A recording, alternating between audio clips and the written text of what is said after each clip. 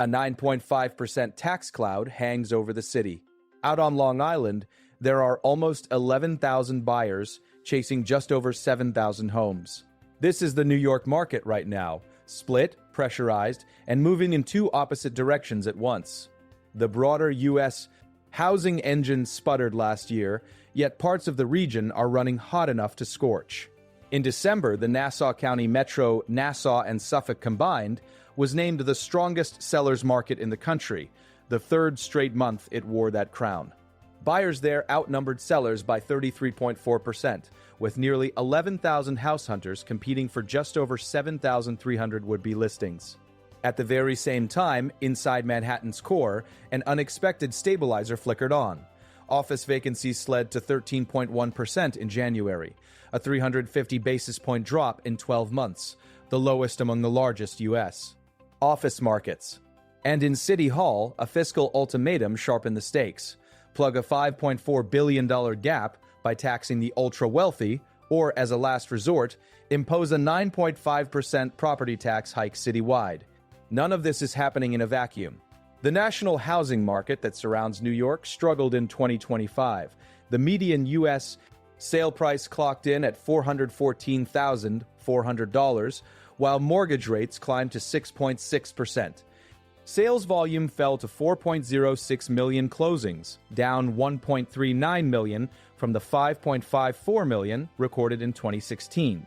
And inventory tightened over the decade, with roughly 470,000 fewer listings than the 1.65 million homes on the market 10 years prior.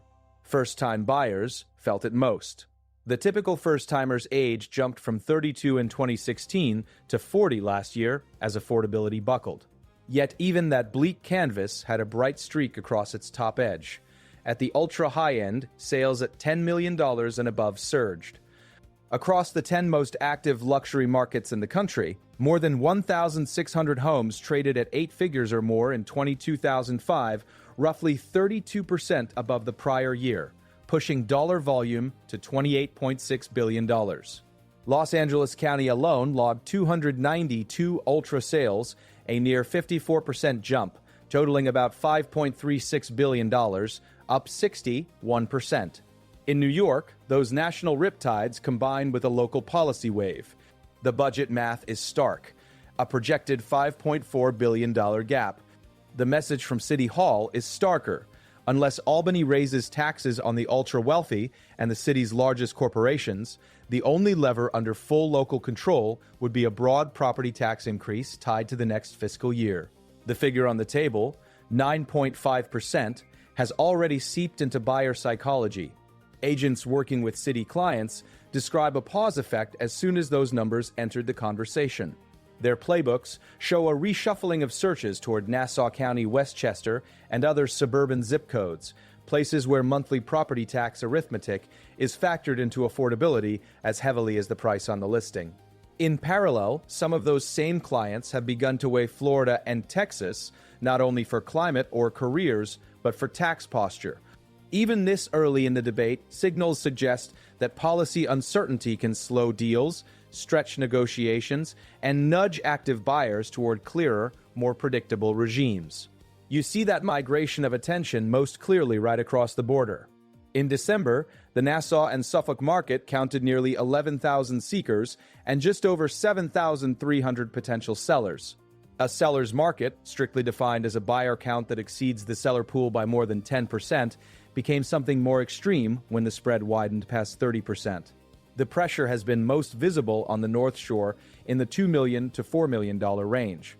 Roslyn Heights, Old Westbury, Brookville. These are the names where a suburban lifestyle, well-ranked schools, and a commutable distance to Midtown combine into a simple equation: more bids than keys. The math is forceful enough to move prices. It is also forceful enough to raise a new worry on the island. As valuations lift, property taxes climb with them. For owners, that lift is a wind at the back. For would-be buyers, it is a headwind that grows heavier each quarter they wait. Back in Manhattan, the story bends against the stereotypes. Offices did not vanish. They repriced. They rebalanced. And in January, they traded. Across the U.S., just over $4 billion of offices changed hands that month. spanning 121 transactions at an average sale price of $278 per square foot. Manhattan alone accounted for nearly $1.3 billion of that total, vaulting to the top of the national leaderboard to start the year. That came after a 2025 that was already gathering speed. 73 office trades closed in the borough last year, totaling almost $7.8 billion, the highest annual deal count since the start of the decade. By year-end, the average sale price in the city reached $495 per square foot, a 21.5% gain over 2024, even if many buildings remained below their 2019 benchmarks. The nuance matters. Class A and A-plus offices posted stronger price gains in 2025 than their B-rated peers, with top-tier product rising 7.5% year-over-year versus 6.2% for B assets. Suburban offices climbed 15.5%. Central Business District towers posted a 13% increase. Prices for urban offices, properties outside the traditional CBDs, often in innovation corridors, actually fell by 16.5% last year. Even after that drop, those urban properties still commanded higher values than both CBD and suburban stock. This is a market replacing blanket narratives with block-by-block pricing. One deal captured the tension. In January, Park Avenue Tower changed hands for $730 million, a modest 7.5% markdown from its $750 million trade in 2014. Yet all but 60% of Manhattan's monthly office sales total rode on that single transfer. And lenders demanded real skin in the game. Securing $480 million of debt took a down payment just shy of $270 million, a far higher upfront contribution than the last time the building transacted a dozen years ago. The message isn't subtle. Appetite has returned, but underwriting standards are not looking the other way. The stabilizer beneath those sales is occupancy. Vacancy across the major U.S. office market sat at 18.2% in January, down 150 basis points from a year earlier. New York's rate undercut that by a wide margin. A precise definition helps here. Vacancy counts the share of office square footage sitting unoccupied, including space available for sublease. Manhattan's 13.1% in January wasn't just low for the cycle, it was the lowest level among the largest tracked markets. On the other coast, California's Bay Area still averaged 23.1% even after a 320 basis point year-over-year improvement. Seattle posted the cycle's extreme at 27%, a number heavy enough to make national averages feel abstract. Rents tell a similar story. The average full-service equivalent listing rate, the asking rent that bakes in building services, came in at $32.55 per square foot nationally in January. Manhattan's was more than double, just over $67 per square foot, leading the Northeast. Philadelphia, by contrast, sat under the U.S. average at nearly $30 per square foot. What constrains a rebound like this? Supply. At the start of 2026, only about 29 million square feet of offices were under construction nationwide, down roughly 43% from the 51 million square feet underway a year earlier. The spigot hasn't opened back up. There was a flicker of improvement under the surface. In the 12 months through January, approximately 14 million square feet of new office projects broke ground, an 18.5% increase versus the prior 12-month stretch. But by any historical yardstick, those are lean levels. In the Northeast, 3 markets still punched above their weight, combining for nearly 30% of the national pipeline. Boston led with a little over 4.1 million square feet under construction. Manhattan followed with more than 2.7 million square feet. New Jersey was the only other northeastern market above 1 million square feet. On a base this thin, incremental absorption, like Manhattan's 350 basis point vacancy improvement, goes further, faster. Now fold in the residential reality that the city's buyers and tenants are living through. On affordability alone, the climb from 3.7% mortgage rates in 2016 to 6.6% in 2025 changes who can bid and where they look. In 10 years, the typical U.S. sales price moved from $233,800 to $414,400. There are fewer places to consider. roughly 470,000 fewer active listings than the 1.65 million homes on the market a decade ago. That vacuum pushed the median age of the first-time buyer to 40 and complicated the calculus of remaining in the 5 boroughs versus moving 1 or 2 stops down the commuter line. Agents working in the city warn that any across-the-board property tax increase, especially at 9.5%, gets passed through quickly in many cases. Landlords incorporate higher carrying costs into rents in both stabilized and market-rate units. The timeline they cite for those adjustments is measured in months, not years. And the risk, in their view, is broader. Tax and regulatory uncertainty shrink the pool of high-earning taxpayers who anchor the city's revenue. If those earners choose places like Florida or Texas, states frequently weighed by New Yorkers, the burden risks shifting to the middle of the income distribution. That middle is exactly where the city leveled its appeal, a median income of $122,000 and a desire for predictability. The split screen gets sharper the closer you examine Long Island. December's buyer-to-seller imbalance, nearly 11,000 to a touch above 7,300, was not just a December quirk. It marked the 3rd straight month the area ranked first among U.S. sellers' markets. The consequences are concrete. Multiple offer situations return, but with less of the frenzy than 2021. North Shore enclaves like Brookville and Old Westbury saw steady action in the $2 million to $4 million tier. Valuations rose, and with them, property tax assessments. For sellers, the liquidity is liberating. For owners carrying a mortgage, the monthly payment calculus now must include a trajectory of taxes that may kick higher in tandem with neighborhood comps. For buyers who might have tolerated the city's price-to-space trade-off before 2020, Nassau and Suffolk are now the fallback plan that steal the spotlight. Step back to the national stage to see how capital is moving. In the South, Miami ranked first for January office sales at roughly $506 million. Orlando logged nearly $190 million. Houston and Washington, D.C. followed at about $138 million and $133 million, respectively. Austin and Dallas, the darlings of the last cycle, carried the highest vacancy rates in the southern region in January, both above 20%, even as they led regional construction with about 1.4 million square feet and nearly 2.5 million square feet underway. In the West, San Francisco's 10-story Gucci building in Union Square traded hands for $44 million, roughly $1,088 per square foot for its nearly 40,500 square feet, evidence that prime, brandable assets can still command top-tier pricing. Los Angeles had more than 2 million square feet under construction at the start of the year, with San Diego just behind at roughly 1.2 million. Together, those two markets made up more than 65% of the region's development.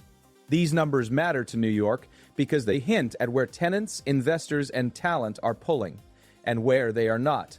Jobs cast the longest shadow.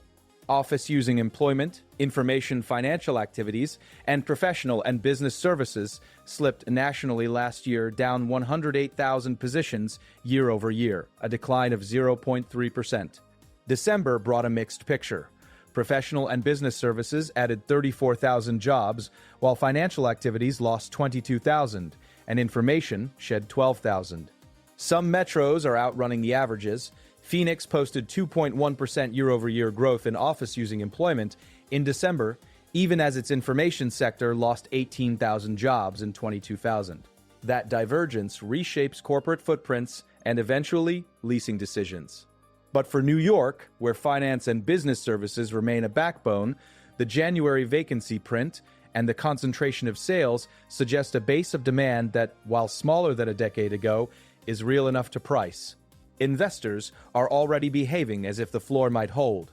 The national average sale price for office buildings increased to $182 per square foot in 22.5, up 6.1% from $172 the year before. It was the first annual uptick since 2021. 4 of the 25 largest office metros even surpassed their pre-pandemic price levels: Miami by 20%, Dallas by 8.5%, Detroit by 8.4%, and Orlando by 5.8%. But under the averages, another layer tells a cautionary tale. An increase in the number of discounted sales, often tied to assets dragging unaddressed issues forward year after year. In suburban Chicago, a property called 4 Overlook Point sold for $6.2 million in 2025, down 96% from its $148 million price in 2012. Downtown, 175 West Jackson Boulevard changed hands at $41 million, roughly 87% below its $306 million ticket from 2018. The lesson doesn't require travel to grasp. Even in Manhattan, where pricing and leasing look firmer than most places, debt structure, tenant quality, and capital stack alignment define outcomes as much as location. All of which loops back to the central tension. New York thrives on momentum, but it hates uncertainty. A 9.5% property tax rise remains a potential path, described publicly as a last resort if higher taxes on the ultra-wealthy and the city's most profitable corporations don't materialize in Albany. The policy choice is binary. The market response will not be. In some neighborhoods, higher property taxes would hit renters after a short lag as landlords adjust operating models, particularly in stabilized and market rate units where margin slippage is thin. In others, the impact would be mostly on buyer psychology, stretching time on market, reordering searches by county, or pausing discretionary upgrades. Agents working these deals say the effect is already visible in slowed negotiations and a reweighting toward Nassau, Westchester, or farther afield to Florida and Texas. Signals suggest even the debate reshapes behavior, whether or not the lever is ultimately pulled. And then there is the paradox at the very top. The ultra-luxury market shrugged off most of 22.5's headwinds. Across the 10 most active high-end regions in the country, more than 1,600 homes sold at $10 million or above, lifting total high-end volume to $28.6 billion. Los Angeles County, despite Measure ULA, its transfer tax on high-end sales of up to 5.5% that took effect in April 2023, posted 292 ultra-luxury sales in 2025, almost 54% more than in 2024. In dollar terms, those trades totaled about $5.36 billion, a 61% increase. That rebound came even as wildfires tore through pockets of the area early in the year. The implication for New York is practical. If the city raises holding or transaction costs, the first shock may be loudest in the mid-tier where margins are tightest, while the apex evolves but rarely retreats. The choice isn't whether high-end wealth exists, it's which places it prefers to flow. On the residential side, one data point offers a counterweight to the gloom: wealth built by homeowners over the past decade. The typical homeowner gained more than $214,000 in equity in 10 years. In 2016, the equivalent decade-long gain was under $15,000. That equity unlocks options, mobility, renovations, or the ability to bridge to a larger home that make the market feel different than it did 10 years ago, even if affordability is harder for first-timers. It also explains some of Long Island's heat.